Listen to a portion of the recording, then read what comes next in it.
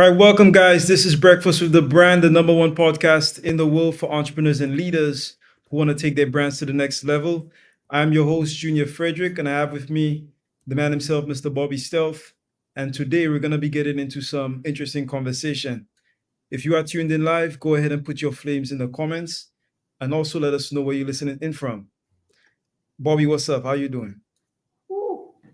Good morning, Junior. I'm doing well, brother. I'm doing well. Like the days are starting to run together. It's like since I've been back, I just been hitting it, and it's super exciting to take momentum from an experience and then use that momentum to keep carrying you through what would normally be calming cadence. Because in our day-to-day life, we're in what I call calming cadence. We're just doing our routine things. Now, granted, we got enthusiasm, we got vision, we sometimes have motivation, sometimes we have discipline, but we're getting after it, calming cadence. And then you go somewhere where the calming cadence is disrupted in a good way. Not only is the calming cadence disrupted, but you're around people whose calming cadence is higher or involves more revenue producing activity than yours does. So that's how I'm feeling. I'm feeling very grateful because a lot of things that I've been experiencing since I've been back into my common area normally would throw me off, would have probably set me back. But I'm actually powering through it with a new perspective. And the reason I share this story with the audience is get out of your common cadence. Get out of your room, get out of your small town, get out of your island, off your island, not completely, but different parts of the island. It's because the thing is, there's a different cadence in different areas. And sometimes a change in cadence could be just what you need to get a change of pace or a new perspective. So I'm feeling very grateful. I'm feeling like I've got momentum that can be accredited to the change in cadence that I've recently experienced. Very nice. So that's like a change in energy, if I understand you correctly. Changing cadence. So Bobby's talking about a change in energy by basically changing the environment, right? Yeah. Yeah. That is I wholeheartedly believe that. I believe that if you get around different people, you're definitely gonna have a different energy. Different energy, different people, different mindset, different level. Okay, so guys, that's what it's about. We're gonna go to a short break. When we come back, we're gonna get more into the mindset of success. We're gonna touch on a little bit of branding, maybe a little bit of sales. Not too sure just yet, but we'll see. Of course, if you have any questions, just save them for when we come back. Write them down. We'll be back in 60 seconds. Stay tuned. There's slow growth and then there's scale. There's incremental growth and then there's exponential growth. What I want to talk to you about is adding a zero to you and experiencing exponential scale. Incremental growth says 1 plus 1 is 2. Exponential growth says 1 plus 0 is 10. Incremental growth says 2 plus 2 is 4. Exponential growth says 5 plus 0 is 50. Guys, listen, when you add a zero to you, you can add a zero to the marketplace. You can add a zero to the value that you bring. So you can add a zero to your family, add a zero to your legacy. This is what we're talking about. We're not talking about incremental, we're talking about exponential. I always say that business is a spiritual game. Just imagine when you combine your skills, your values, your abilities, your talents to something bigger than you, something greater than you, something like the power of exponential. That is adding a zero. Add a zero to your competence. Add a zero to your confidence. This is about adding a zero in your life, your value, your industry, and your mission. Let's grow. It's very important that you know yourself to the highest degree possible, because it's through knowing ourselves that we're able to know other people. You are the most important person in the room, and the better that you know yourself, the better that you're able to communicate to others. So you're not only playing the game knowing who you are, but you're also playing the game knowing who everyone else is, so that you're not playing blind. He's extremely engaging with people. He has a fantastic smile, and he's just very high energy person. This is called leadership development. So we have to be independently knowledgeable and considerate to know who we are, so we can more effectively know who other people are. As the leader, it's your responsibility to allocate resources in the right places. If you don't know how to communicate effectively, you're losing the battle. In brand clarity, exactly what you're going to get is what it sounds like. Clarity for your brand. What is your color? What is your logo? What is your unique value proposition? Who are you speaking to? Why? How should you speak to them? How should I position myself? That's what you're going to learn in brand clarity. You need other people to have the same clarity on your brand that you do. But this is the gap. If you don't have clarity on your brand, then no one else is going to have clarity on your brand either. It's like messaging. Your message sounds clear to you, but is your end user receiving the value that you're trying to provide? I guarantee you that after you go through brand clarity, they will, and so will you. And that's how you'll scale your brand.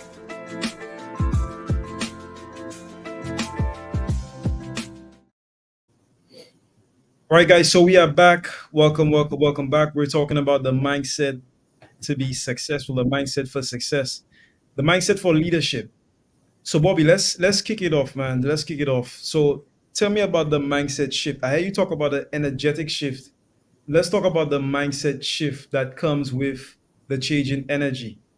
What has it been like for you? The biggest mindset shift has been getting rid of unforgiveness. Now, I'm talking about self, for being unable to forgive yourself. Anybody that's ever gone through a marriage and gotten divorced, whew, they may feel like it's their fault. They may feel like, man, if I would have only done this, if I would have only done that, maybe I picked the wrong person. Very hard to forgive themselves. Don't do it. Another one was, man, we had kids. Now I got to raise them by themselves. Like, what if? That what if mindset, very, very toxic. So when I shift energies, what I realized about these multimillionaires and billionaires is like, they never really lived in the what if. I can't say I remember hearing the word if once in 3 days. Imagine that. If, like the word if implies possibilities of, but oftentimes a negative possibility. It's like, what if? That's how if normally shows up. Like, what if this goes wrong? Or if I can get this done, if she likes me or not, if he can change. It's this negative word. It's this word that sets the mind thinking that whatever comes after that word is likely not going to happen, even though it's possible. So one of the biggest shifts and how if is connected to unforgiveness is that we can sometimes find it hard to forgive ourselves for the mistakes that we make. These multimillionaires, billionaires, business owners, they've made all the mistakes in the book. They've been divorced. Some of them have been incarcerated. Some of them have been homeless. Some of them have been like at the bottom of the bottom as far as character is concerned, and then had to rebuild themselves. They've been liars, cheaters, stealers. You guys know about Jordan Belfort. Like, he went to prison and he came back. It's like these guys had to forgive versions of themselves that played a very big role in the version of themselves they are today. So one of the biggest shifts that I've taken is don't get upset with who the process makes you, because who the process makes you is not the finished product. Who you become during the process is who you have to be in order to endure the process. Who you are after the process is what you become because you endured the process.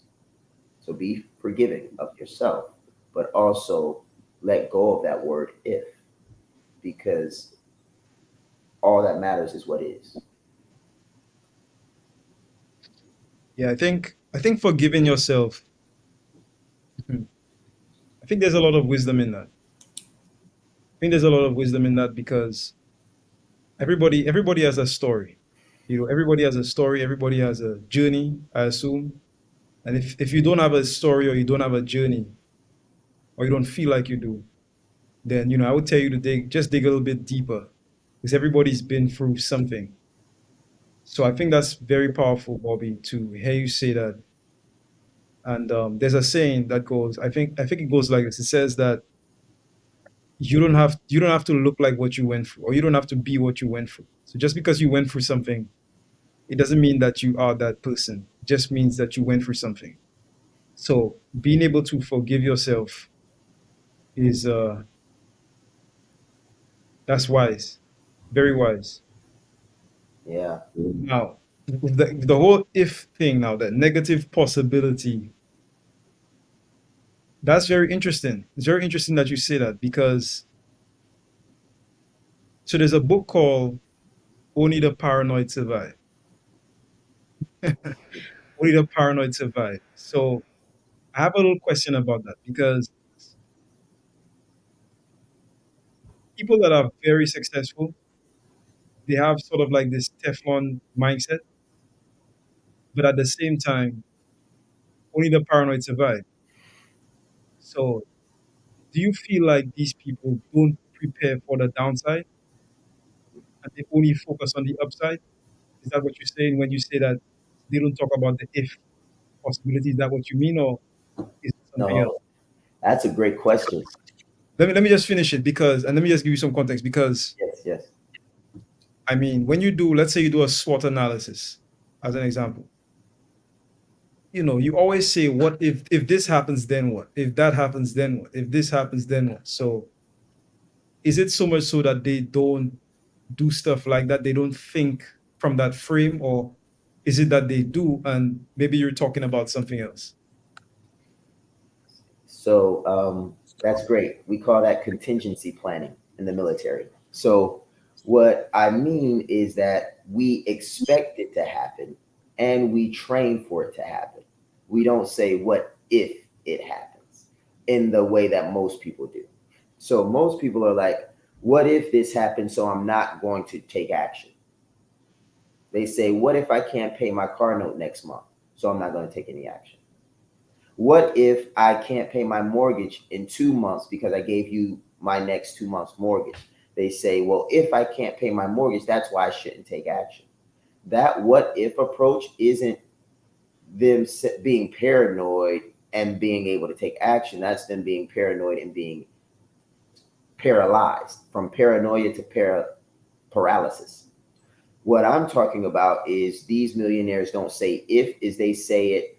They don't say if because they already expect if to happen. We say plan for the worst, hope for the best. We expect every if to happen. And so we don't address it. We don't address if because we don't think of if as being a possibility. We think of if as already having happened. So we just execute it with the mind that it happened. And if it doesn't happen, great. If it does, so what? And that's the mindset that I'm talking about. Nice. So thanks for the clarification because that makes a lot of sense. Yes, So it's sir. like you prepare for the downside, but then you only expect the upside. I've heard one person say, or they've put it like this: they don't believe anything that takes away power from them. Mm-hmm. They don't take on any sort of mental frame or mindset that removes power from them, even if it's true. Right. They just don't believe it because it doesn't serve them or where they're going. It doesn't. If there's no value in it, what's the point of believing it? What's the point of taking it on? What's the point of raising, I guess, awareness to it?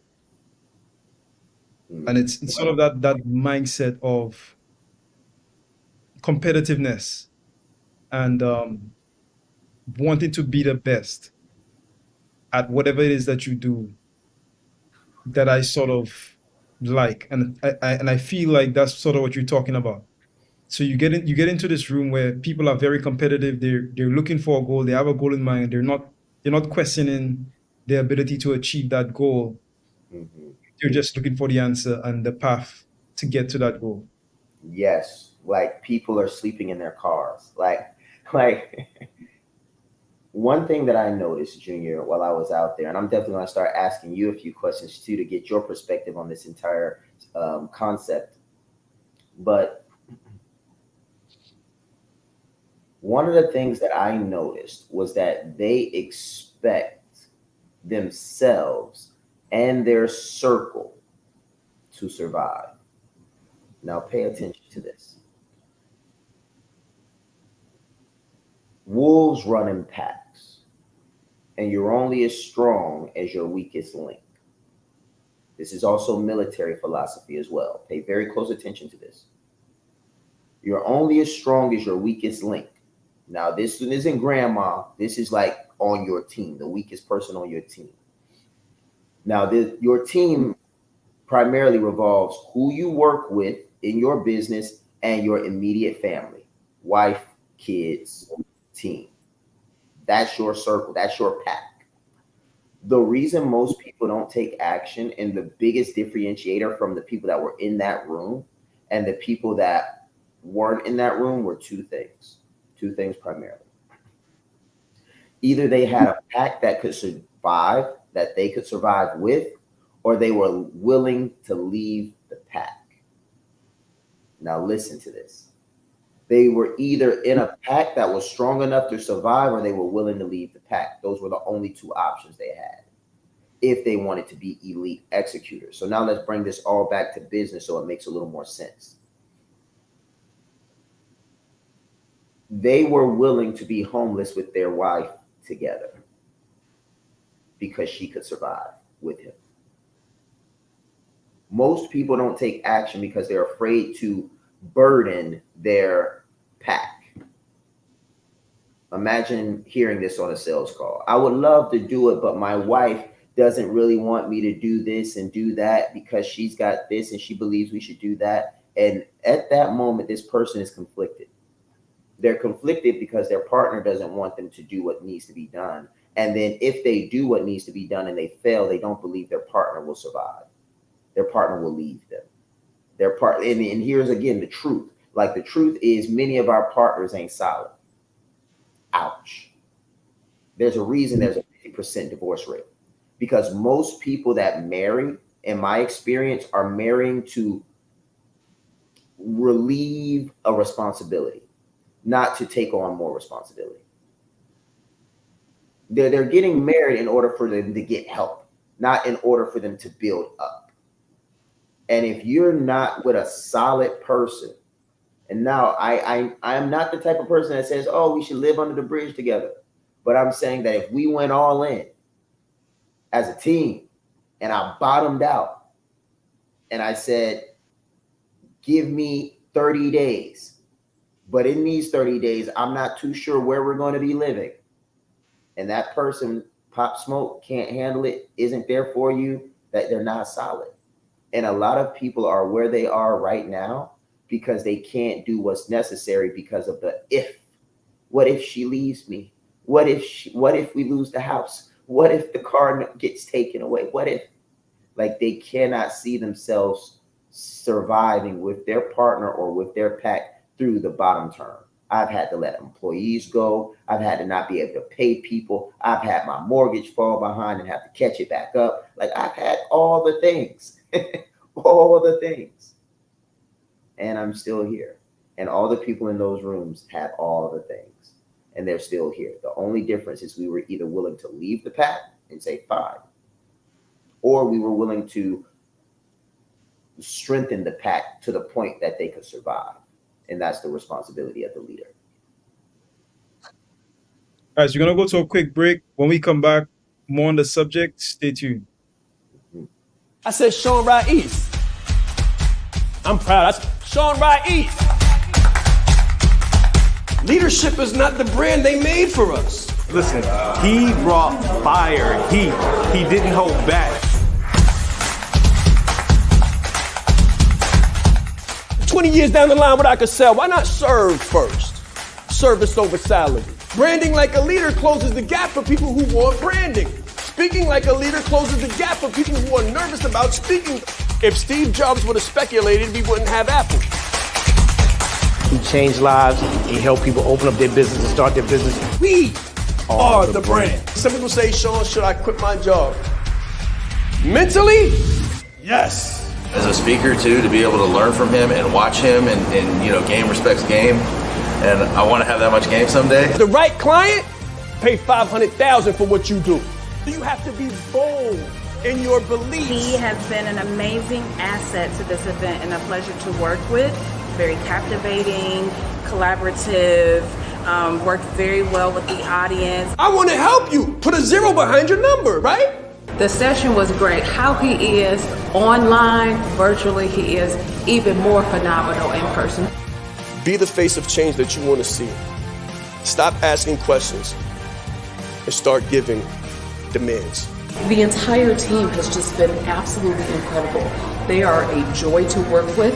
They go above and beyond. Give yourself a round of applause. Yes, yes, yes. So when you're young, mommy tells you to play nice. Play nice, Timmy. Let all of the other kids play too. But in business, it's not about playing nice. In business, it's about winning. It's about adding multiple zeros to your revenue. Now, of course, your staff wins. And when you win, other people win. However, when it comes to competition, you absolutely must dominate. You can't play for participation, and you can't play just to get along or just to get by, because business is serious.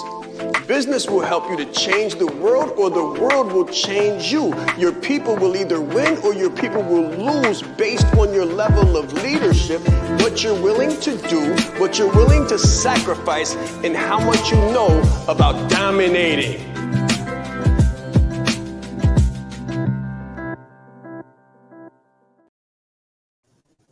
All right, guys, so we're back. Put it in the chat. What is the number one thing that you've taken away from today?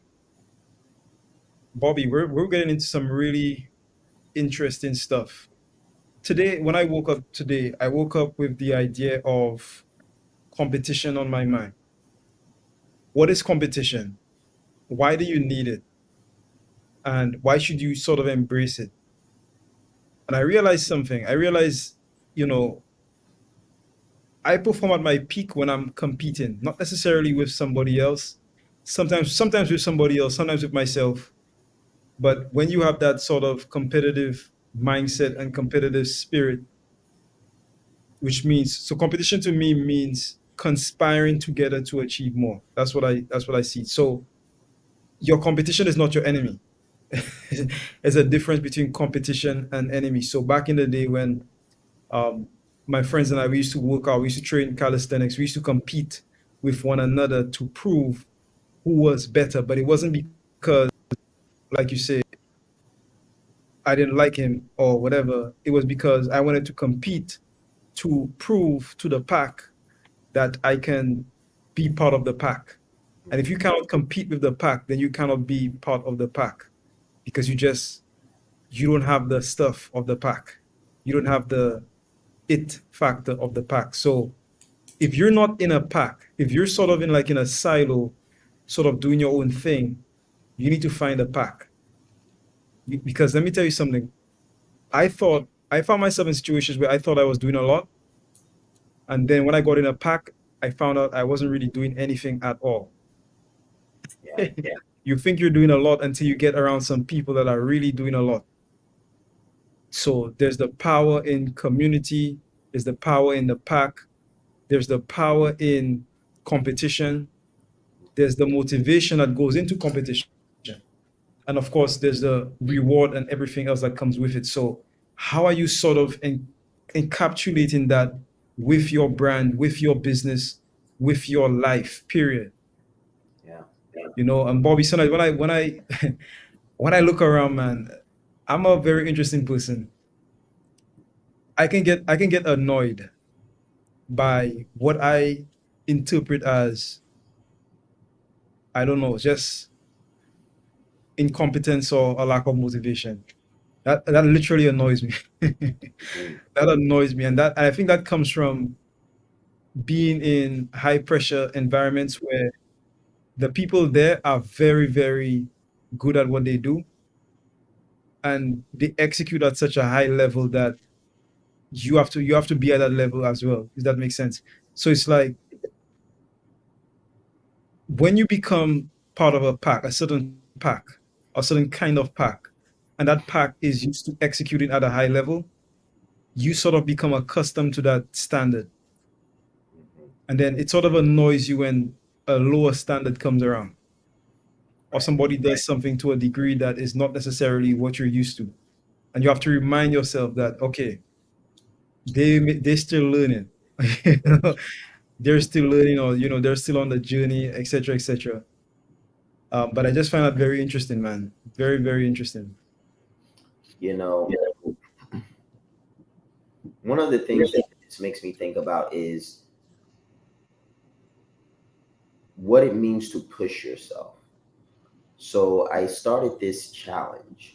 Um, I started this challenge maybe a month ago, maybe not, 2 weeks, 2 or 3 weeks ago, where I said the first thing I'll do when I wake up is push ups. And today I didn't, but I'm still going to get them in today. They're going to get done today. But the first thing that my goal is to do is to like roll out of bed and immediately feel pain. Okay. So I've been doing that consistently for going on a month now. And the interesting thing about pushing yourself is I said I was going to do 60 push ups every morning, 60. And no, I didn't. I said 50. I said 50, because I could do 40 straight, pretty good. So I'm like 50, I should be feeling some type of burn, and then I'll get my day started. I'm up to like 71 now. Now, why is that? That's because I've been doing them every single day. And then I got to 50 and I was like, not burning yet. So then I would do another two, three, four, five. And now I'm up to like 71. So it's a very strong possibility that by the end of this month that I'll be doing 100 push-ups, rolling out of bed. Boom, pow, and I'm off. When I started only being able to do like, I only started out being able to do like 50. And the reason I tell this story is because if you do it every day and just add one, it's not that bad. I did 50, one, Yep. 53, 53 again, 55. And if you add two or three, and sometimes you can only add one, that's okay. Just don't go down. That's the goal. The goal is once you hit a number is not to go back down, from that number. So more of the story, do a little bit more every day. And that's one of the most exponential forms of competition because you're now competing with your best. And if you compete with your best, you'll always get better. If Yes, you sir. best. It's funny you mentioned that because somebody challenged me to a somebody challenged me to a burpee challenge. Literally. Now I found out about it late. So there's this burpee challenge going on. I'm coming in 7 days after the thing started. So the thing has been going on. It's like they're going to like 3,000 burpees and they're doing like 100 burpees a day. And I'm trying to catch up. So I've been doing, I literally started like 115 on the first day. Then I did 120. I'm in 3 days now. And every single day I've been doing an extra five. So 115, 120, 125. Today I'll do 130 and I'll keep increasing by five every single day. And that's actually an old technique I used to use back in the day when I used to do calisthenics. Yeah. So exactly what you're talking about, Bobby. When we did push up, we never did the same amount of push-ups the next day. Like you always did five. You did five on top of what you did the previous day. And before you know it, you'll be at 100. Literally. You start on 50, 55, 60, 65, 70, 75, 80, 85, 90. And before you know it, you're at 100. In like a week, you're doing 100. And what you're talking about is sort of how, not just related to fitness, but how we should be in business. Like if you're reaching out to people, if you reach out to 100 people today, do 101. You don't have to do five. You could just do one. You don't have to be like me and do an extra five. You can just do one, right? But the fact that you're not going down and you're stirring up that competition within yourself is going to make you an absolute beast when it comes to everything that you do, not just business. I'm talking relationships, business, spiritual life, family, everything, fitness, all included, all literally all included. So it's just a philosophy that the people at the highest level, and even people like Muhammad Ali said he didn't start counting, the push-ups until he started burning.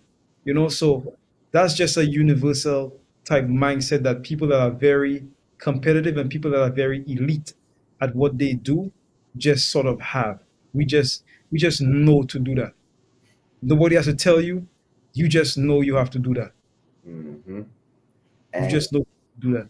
a question that I have for you, Junior, is as you've been developing, you know, as a business owner, as a father, a husband now, like you've added a lot of titles recently, a lot of titles. So how have you managed that? Because I know a lot of people that are watching, because we're talking about branding and we're talking about expanding yourself as a competitor. Now, I don't know if you guys know it or not, and I'm about to say something. I'm not saying that Junior has to support what I'm about to say. I'm saying this in my own free will. Okay. Um, as a husband, you're competing for your wife because another man will try. That's just the truth. They don't care. They're competitors, especially if you have a good woman. And when I say good woman, I mean she looks good, she takes care of herself, she's present for the kids, she's cooking, smooth food smells good. Somebody else wants that. They want that for themselves. And if you're not a competitive husband, I'm not saying wives are scandalous and ruthless and mean, but I'm saying that a woman wants what a woman wants. And if she's not getting what she wants and feels like someone else can get it, give it to her, then one man may say, I can't blame you. Now, obviously, that's what we have vows for. But what I'm saying is that as a husband, you still have to remain competitive. Now, as a father, you got coaches. Our kids spend more time at school than they do at home. Somebody else will father your child if you're not a competitive leader. If they feel like they can learn more from somebody else, guess what? We'll be calling another man daddy before you know it. And you're going to be like, dang, did I not like father that child? Like, did I only bring them into the world? Did I not instill in them? Are they a spitting image of someone else because they don't show up like me? And then even in your communities and teams, you see it all the time. Talent be leaving organizations because they don't feel like they can grow anymore. So as I turn this over to Junior to answer this question, because we're talking about competition, we're talking about titles and all of these different things, but we're all ultimately talking about the brand, is that competition is everywhere. Like it's in your marriage, it's in your fathership or mothership, it's in your alliances and business, it's in the people that you attract to your organization. So you must, in my opinion, be competitive in every area of your life because someone wants what you have. I'm not telling you to look at the world in that way, but I am saying don't fool yourself in thinking that that's not the reality. So, Junior, from your perspective as a leader, husband, father, business owner, and team leader, like how have you developed over the years taking on title after title and having to be more competitive in more areas each year? think the answer is pretty simple. In fact, it's not simple, but it's the same. It's the same for everything. The same for business, relationships, you name it. You just have to strive to become the most competent, capable, and powerful version of yourself. Now, I add in duty, honor, and service to God. That's my add-on. But you don't have to add on my add-on. But in my opinion, you just have to strive to become the most competent. So I'm using very specific words. Competent, okay, meaning that you can do. That's what competence means. Capable and powerful version of yourself every single day. And as long as you do that, you have no problems in anything, whether it's relationships, business, etc., etc., fatherhood, no problem. That's what I do. As long as you're that person, and as long as you're walking in that space, in my mind, you know, there are no problems. One of my mentors used to say that, and we're talking now. This is for men and women, but we're talking from a man's perspective here. He used to say a problem to a man is an asteroid the size of Jupiter heading to the Earth. That's what a problem is. But apart from that, I don't have no problem. You just have to do. That's I just have a lot of things to do, Bobby, but I don't have any problems, per se. I just have things to do. I have a ton of stuff. I have a list of things to do, but I don't have any problem. The problem is an asteroid the size of Jupiter heading to the Earth, meaning that a problem is something that you have no power over to change. If you have no power to change it, then it's a problem. But if you can't change it, it's not a problem. It's just something you have to do. That's the way I look at it.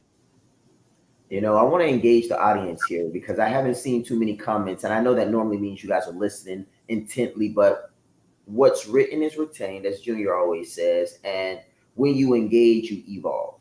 So I'm adding one to it. When you engage, you Yeah. evolve because the engagement that you're sharing in is a frequency.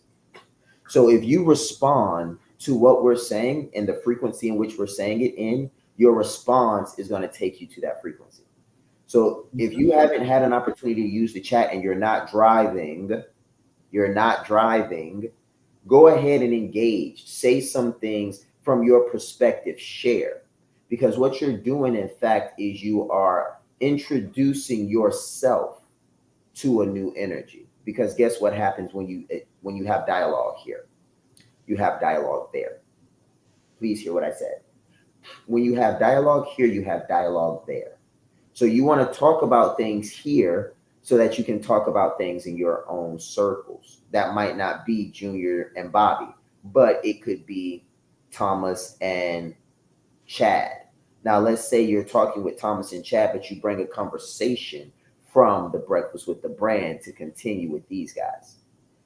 What's going to happen is there's going to be either a third or fourth mind created, depending on how many people there is. But they say when two people come together in discussion, a third mind emerges. And that's because these two entities are then conversing and creating a third.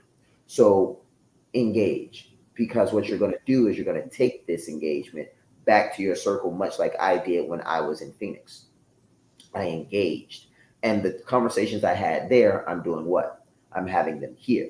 And I'm introducing ideas, concepts, topics, and perspectives to our audience and to Junior so that we can discuss them, and we're creating a third mind.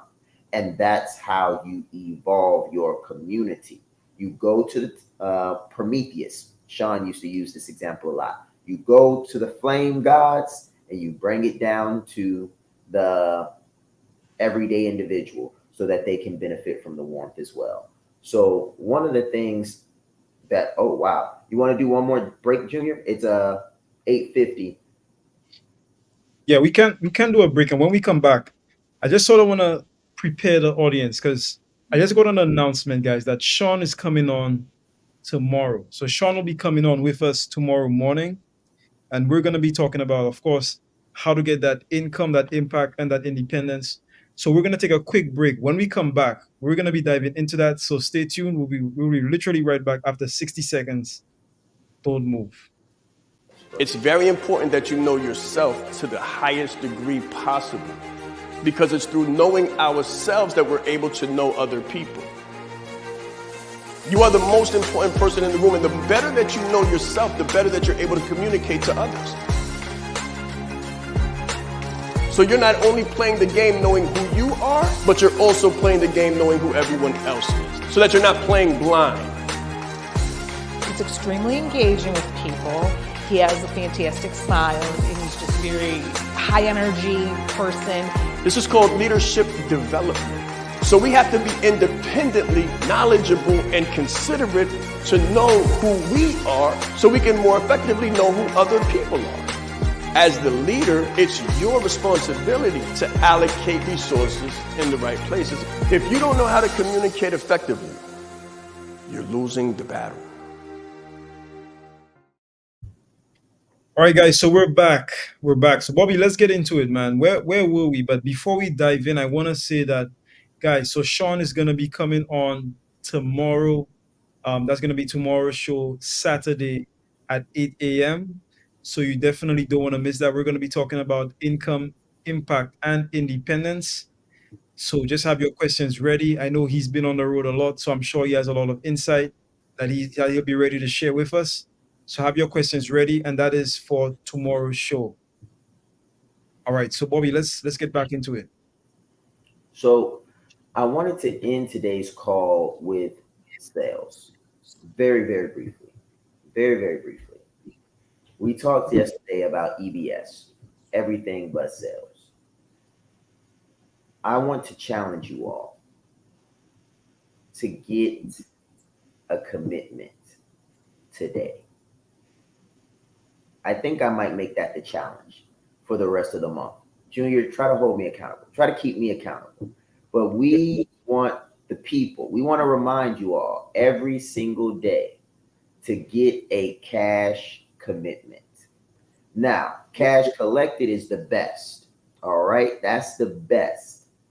But I'm about to give you guys a series of things that you can do that will increase your chances of making money, because Breakfast with the Brand, our challenges and what we do, guys, we are known for giving guys insights that put money in their bank account. That's like, we're known for that for free. Like, we'll just tell you something, and if you do it, you'll have money. What I'm about to do is I'm about to give you guys something that if you do it, you will have money. It's impossible not to. You're going to ask for a credit card number if they're not ready to buy. You're going to ask them to sign a contract that commits them to a sale if they're not ready to buy. And then you're going to ask them for a down payment if they don't have it all.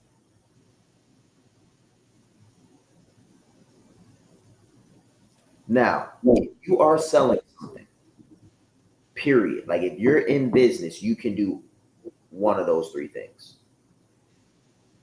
You can do it. Nothing. I don't care if you don't have a program. I really don't. You know why? Because they don't care if you have a program. What do they care? They care if you can solve the problem. They don't care if you have a program. That's you. That's a you thing. You're fixating on the bells and the whistles and the program and the ins and the outs, and they have a problem and they want it solved. And if you have the resources, skills, and wherewithal to solve it, they don't care about what you have to do to solve it, as long as the problem goes away. So what I'm saying to you is reclaim your confidence. You have education, you have expertise, you have experience. Don't play yourself. Don't let what you see on TV or social media and all this other stuff make you lose faith in yourself. So that's one thing. First things first is, I don't care if you don't have the bells and the whistles. If you can solve their problem and you've invested tens of thousands of dollars in yourself, it's because you believe there's a problem that you can genuinely solve. The only reason you're not solving that problem is because you don't believe you can do it.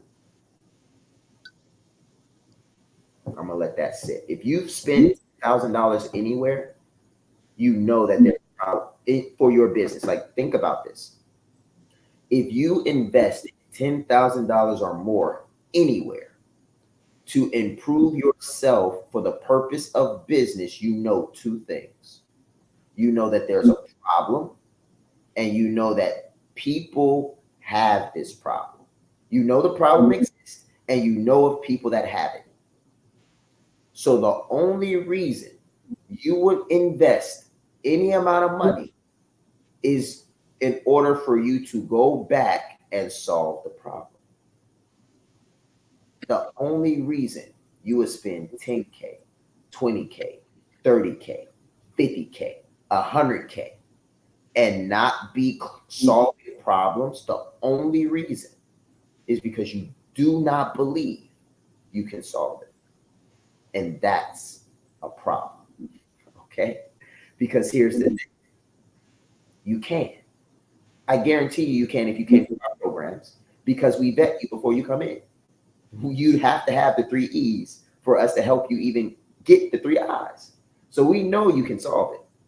The problem is you don't believe you can solve it. So you're not solving it. But here we go. I'm turning it over to you after this, Junior.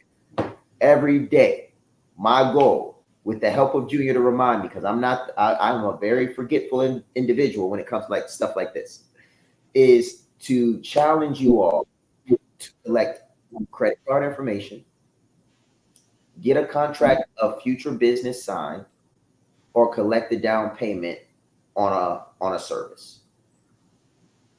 One of those 3 things needs to happen every single day for the rest of the month that you come on Breakfast with the Brand. And let me tell you something. If every day you collect one person's one person's credit card, and they're like, you can charge it in a week. If every day you get somebody that's honest and has the money to promise to pay you in the next 2 weeks, the next 3 days, if every day you get a down payment from a good client or a good prospect that's looking to do business with you long term, but just don't have all the bread, if you do those 3 things, you will leave with cash, guaranteed.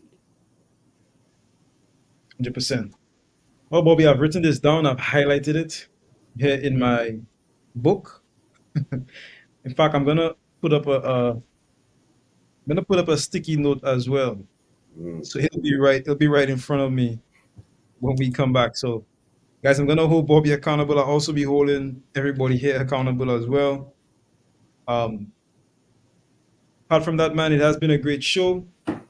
Guys, we're gonna be back tomorrow, and then we're gonna have Shaan come on as well. So make sure to tune in tomorrow. Have your questions ready. It's gonna be a fun one. Bobby, any closing comments before we go? No, actually, one closing comment. You don't become a killer in sales until it's eat what you kill. And pretty much what that means is that, and you guys are going to start hearing me say that more and more, is that until it's the bottom of the ninth, the mortgage is due, the kids need food, the Pampers are running out, the pantry is low, and all you have in front of you is a prospect that needs help. Until those are your